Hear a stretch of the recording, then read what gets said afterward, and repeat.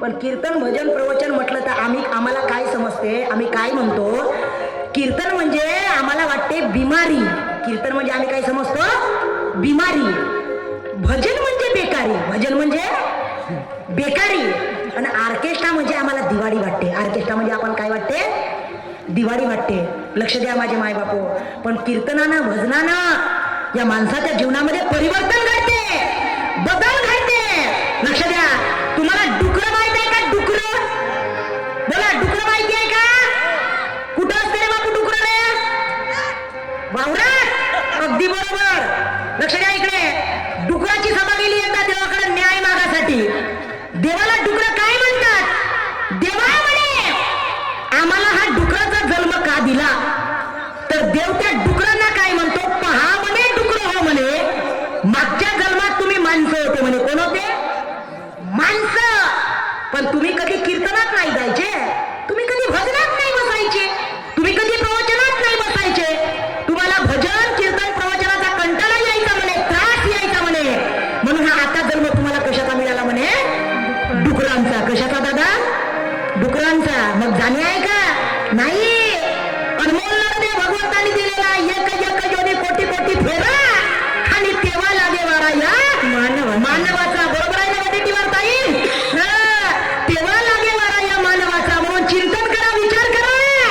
या प्रभूच्या नामाने, या प्रभूच्या चिंतनाने, नामस्मरणाने या मानवी जीवनाला प्रेरणा मिळते, प्रेरणा मिळते, स्फूर्ती मिळते. म्हणून संत सांगतात, काय म्हणतात, हरीच्या नाम स्मरणाने हरीचे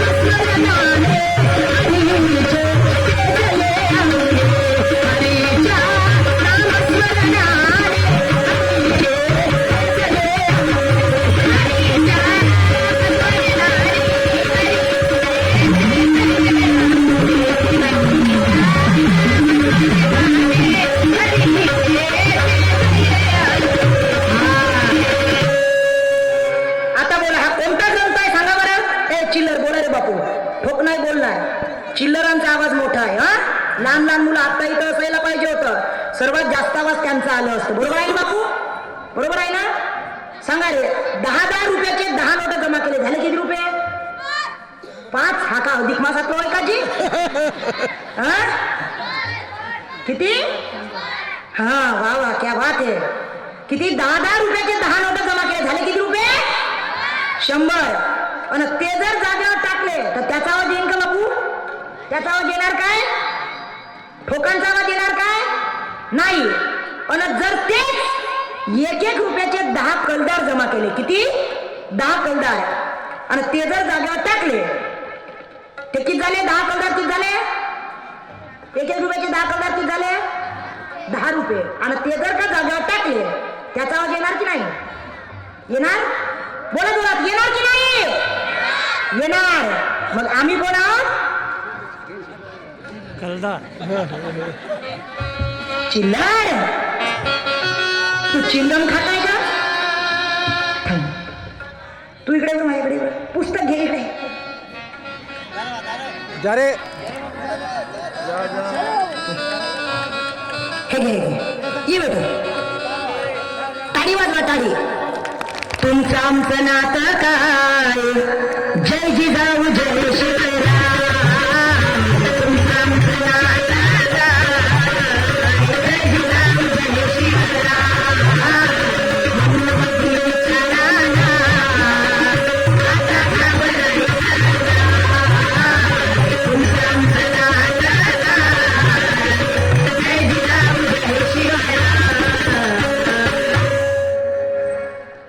काय नाव आहे बेटा तुझं? बापरे, नाव किती चांगला आहे जी अविघ्न. धार्मिक नाव आहे, नाही तर आमच्या मूलकडचे नावं पाहतो आम्ही. हे माहिती आहे, आमच्या मूलकडचे नाव आहे. मोठे मोठे घोडे आहे पण नाव ठेवते पोरायचे बंटिया. हो, पोरींचे बंटी, मग रिंकी, मग पिंकी, मग अलक, मग पलक, मग मोठी झाल्यावर दाखवते ना झलक. कसे नाव ठेवते बहारासारखे. नाव चांगलं आहे अविघ्न. हो ना बापू? हा, इथं इथं बोल. हो, काय नाव आहे? अविघ्न. जय गुरु म्हण सर्वांना. जय गुरु म्हणा सर्व. जय गुरु. हा, आडनाव काय बापू? मडावी. मडावी. कोणत्या क्लास मध्ये आहे? फोर्थ. हा, फोर्थ. फोर्थ. बापा काऊन मराठी शाळेत गेल्या का ग? हा, मराठी शाळा संपल्या? फोर मध्ये आहे तू? बर, जाऊ ना इंग्रजी शाळेत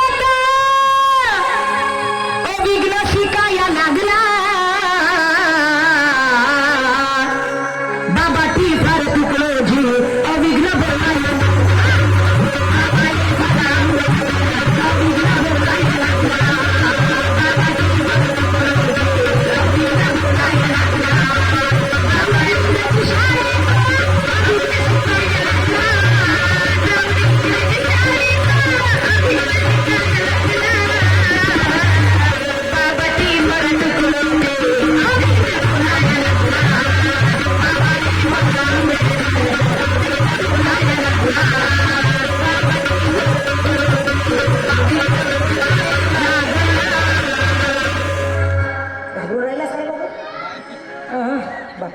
खिशात हात नको टाकू.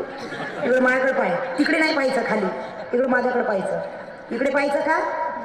कोणाकडे पाहायचं? तिकडे पाहायचं. तेरे नाही ना मेरे नैनो से.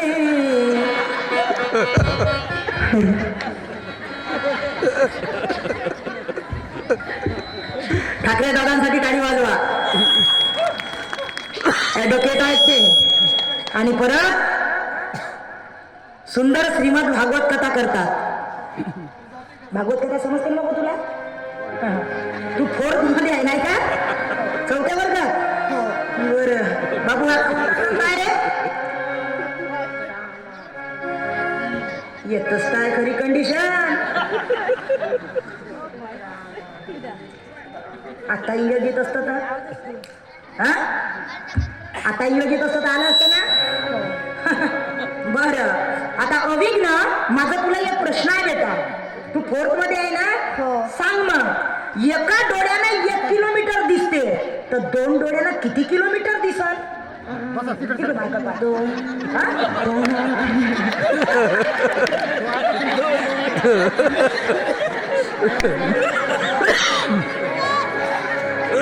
2 किलोमीटर. उत्तर बरोबर आहे का? हे तिकडे 3 तिघडानं काम बिघडा. वा रे वा, तिघेच जण गेले. अरे तुम्ही यायला पाहिजे होतं इकडे.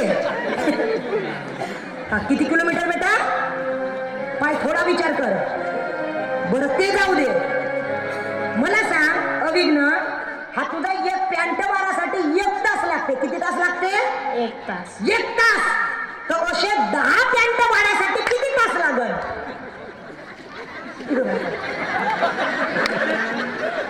तुम्ही हसायचं नाही माझ्याकडे.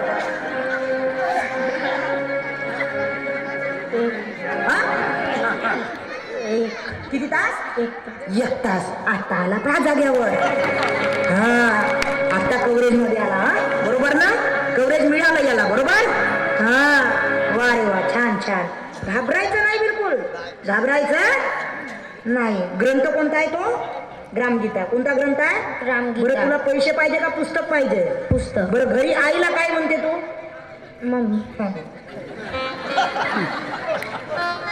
काय म्हणते बापू? मम्मी म्हणजे काय होते माहित आहे का? जतन करून ठेवलेला मृत शरीरास मम्मी असे म्हणतात.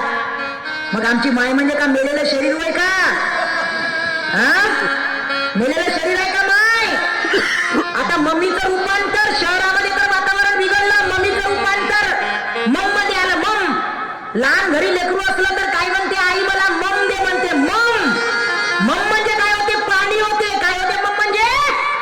पाणी. मायने पाणी बनवून टाकलं लक्ष द्या.